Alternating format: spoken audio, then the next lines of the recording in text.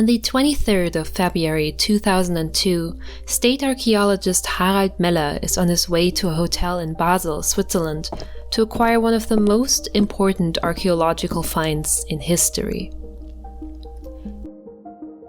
The item in question is a bronze disc of around 30 centimeters diameter with a golden plating depicting several celestial objects in the night sky. The Nebra sky disk, as it became later known, is presumed to date back to approximately 1600 BCE, making it the second oldest definitive depiction of the cosmos in the entire world. Whilst Meller is on his way to the meeting point, the disk is being carried by Museum Education Officer Hildegard Buribayer and teacher Reinhold Stieber, who had illegally obtained the find merely 1 year prior, and are now meeting with the archaeologists in the hopes of selling the disc for 700,000 Deutsche Mark. However, unbeknownst to them, Meller is not acting alone. And so when the trio finally meets, the fencers are greeted not by only Meller, but the Swiss police, who arrest the pair immediately. But how did we even get here?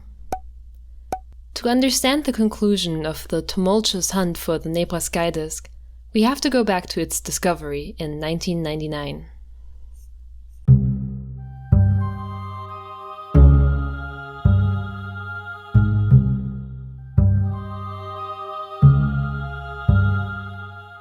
On the 4th of July of 1999, two men by the names of Henry Westphal and Mario Renner are hiking throughout the Mittelberg in Sachsen-Anhalt, Germany, close to the small town of Nebra. Equipped with a metal detector and excavation tools, they are on the lookout for treasure. And as luck would have it, they would soon find it in the form of 8 distinct pieces of bronze items. In total, the site held 2 swords, 2 hatchets, 2 arm spirals, and 1 chisel. But in between the rubble, they made a much more important find. A strange disc, seemingly depicting the night sky. What the duo did not realize at the time is that they had just made the find of the century. Beyond that, they also failed to realize that they had not only stumbled upon a few historical items, but an entire stone structure mysteriously linked to the strange disc. For the time being, none of this was much of a concern to the diggers, and with the find secured, the duo leaves Mittelberg with $signs in their eyes. Well, Deutschmark signs to be precise, because this was Germany in 1999 after all. You see, Westphal and Renner were operating illegally and had no intentions of handing over the find to the proper authorities. They were not only untrained in excavation, but had actually damaged the disc with their tools in the unearthing process. Most importantly, however, unlike the finder's keeper's rule under which some countries deal with treasure, the state of Sachsen-Anhalt in which the disc was found operates under the rule that any item of which a previous owner cannot be determined becomes official property of the state upon its discovery. The excavation of the hoard therefore constituted to looting. In the following 3 years, the sky disk traded ownership numerous times, with supposed deals being made all over Germany. Though Westphal and Renner initially sold the disc for a measly 31,000 Deutschmark to a buyer in Cologne, the price soon inflated to a reported 1 million Deutschmark in a trade in Munich. However, with such large sums involved, it wouldn't take long for this continuous underground trade to become a little bit suspicious. And so in 2001, reports of the Nebra sky disk finally reached the proper authorities. Once potential collectors realized the disc was stolen, buyers started jumping ship left and right. And so the latest owners suddenly found themselves in hot water. Which brings us to the arrest of Buribayer and Stieber. Finally, with the Nebra sky disk in state possession, archaeologists could begin the tedious process of analyzing and dating the disk. So what did they find?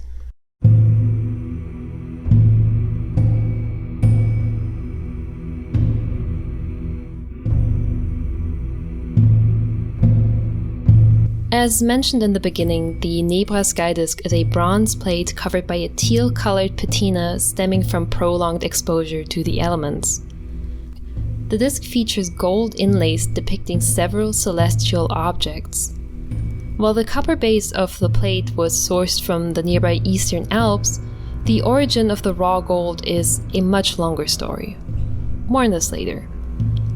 Carbon dating of the associated finds established that the items had to have been buried around 1600 BCE, although Mella presumes that the disk must have been in use for circa 100 to 200 years prior, placing the date of creation in the 17th or even 18th century BC. It is worth mentioning here that as of 2020, researchers had begun fighting over this dating yet again. If you're really into these discussions, the whole professional shitstorm can be found in these papers. But to sum it up, the evidence brought forward against the 1600 BCE dating was deemed insufficient, and so the original dating remains unchanged. However, the doubt obviously has not fully subsided. Taking a look at the disk itself, one can see the depiction of a crescent moon and a circular object that could either be interpreted as a full moon or the sun. These are surrounded by several smaller dots, which undoubtedly represent the stars in the night sky. Most of these are placed at random and do not seem to follow the pattern of any actual constellation, with the exception of a cluster of 7 stars between the two main objects. These 7 stars are likely a representation of the Pleiades, an open star cluster within the Taurus constellation that is indeed visible to the naked eye from the excavation site at Nebra.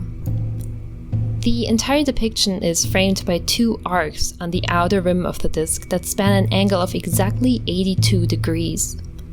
Researchers are fairly certain that these symbolize the rise and descent of the sun, specifically at the time of winter and summer solstice. As you may have noticed at the time of discovery, the Nebra sky disk is missing the arc on the left, as it has presumably fallen off some time before being buried. Lastly, a mysterious third arc spans across the lower half of the disk. I say mysterious as there is much contention about the purpose of the arc.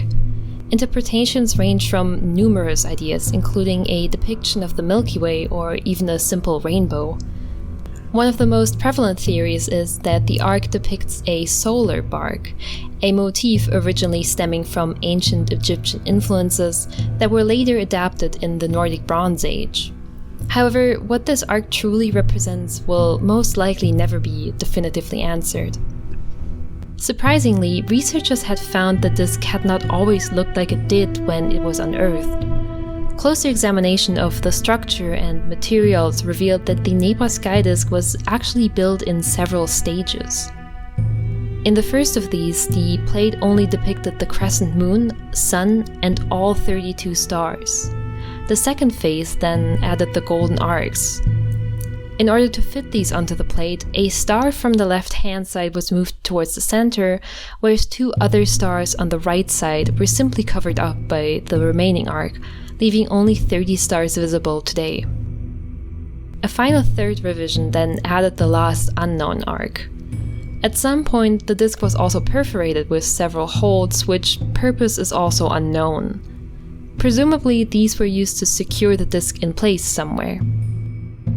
The constant revision of the Nebra sky disk also explains the before-mentioned confusion in regards to the different sources of gold. Whilst some of the gold seems to have been sourced from the Carpathian Mountains in modern Romania, the gold used in the first phase of creation seems to have its origin in Cornwall, UK.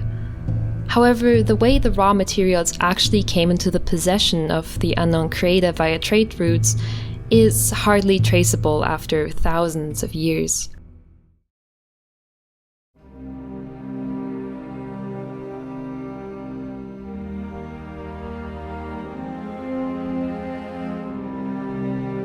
When Westphal and Renner originally discovered the sky disk among other pieces of weaponry, they had mistaken it for part of a shield when, unbeknownst to them, the disk served a much more important purpose.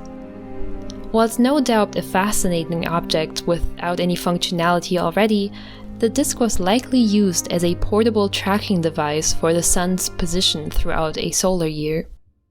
This is where the site at Mittelberg comes in.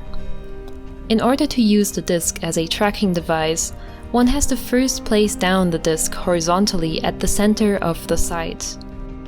Next, the upper edge of the missing left arc is aimed towards the Brocken, a mountain roughly 85 kilometers away from the site. During summer solstice, the sun sets perfectly behind the very tip of the Brocken. With this as the starting day in mind, and keeping the disk locked in its position, the sun's location in the sky during each subsequent sunset then starts moving along the outer perimeter of the disk, until it finally reaches the endpoint of the arc at the time of winter solstice, completing the rotation of exactly 82 degrees.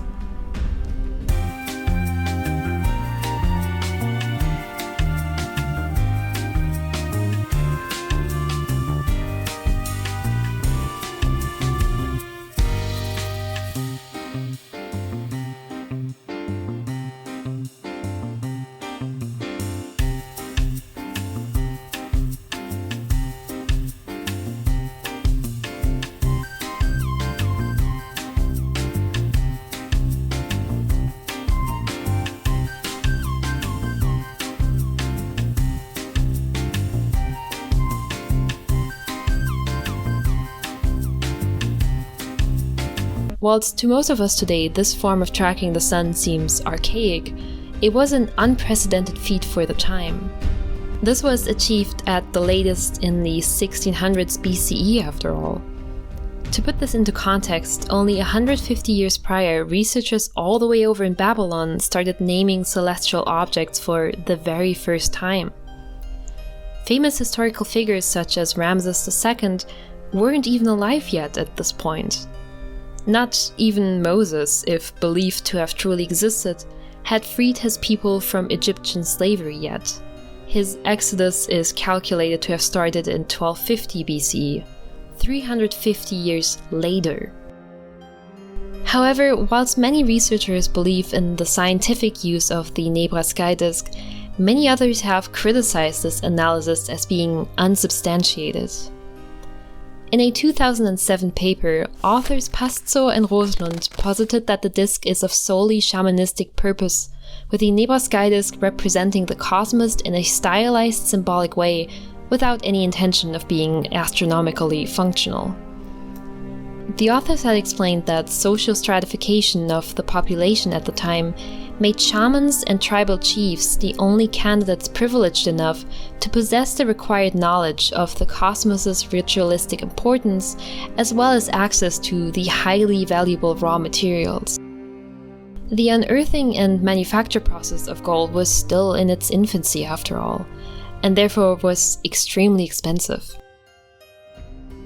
It was therefore much more likely for religious members of a social group to have both the knowledge and also the ability to acquire the necessary materials over early scientists.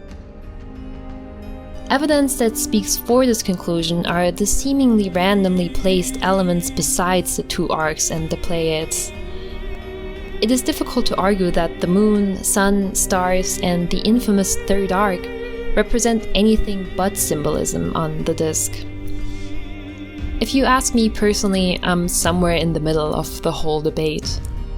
Whilst I agree that in the first stage of creation, the Nebra sky disk likely served an aesthetic and symbolic function that may have found use in shamanistic ritualism, I think it is hard to argue for the same conclusion in its second phase when the two arcs were added. Think about it this way. We have a disk with two very deliberately placed arcs, both of which have very specific measurements. This disk happens to be buried at an elevated site that just so happens to observe an important landmark. And this landmark just so happens to be angled in such a way that the sun perfectly sets behind it during the longest day of the year. The fact that the Nebra sky disk serves an astronomical function only at the exact site where it had been found at seems too much of a coincidence to me to be labeled a mere accident.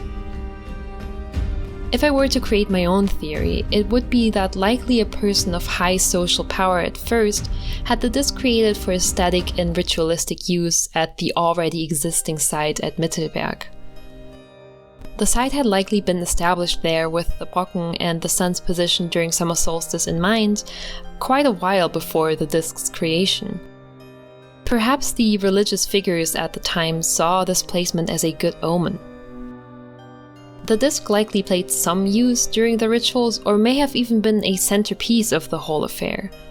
It was quite valuable for its time after all. After a while, either the shaman himself or a member of the group must have realized that the circular device could be used for more than just tradition's sake. All they had to do was mark a starting point on the disc that was angled towards the Brocken during the longest day, and then mark an endpoint on the disc once they had observed the shortest day of the year. As long as the starting point was angled correctly towards the Brocken during both measurements, they now had a fully functional tracking device for the sun. And whether or not that tracking was used for actual astronomical purpose or for mere shamanistic reason doesn't really matter, it is still an incredible feat. Whether or not the Nebra sky disk had any astronomical function or not, its masterful creation represents an extraordinary find for the history of archaeology in its entirety. Not only was the artistic style and craftsmanship surprisingly advanced for the time of its creation, but its mere existence served as a definitive confirmation of intellectual discourse in regards to the cosmos at such an early stage of human history.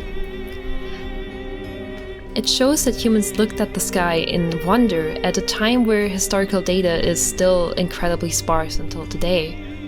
And not only did they look at the night sky in awe, but they also sought out patterns and hoped to better understand the world that they lived in.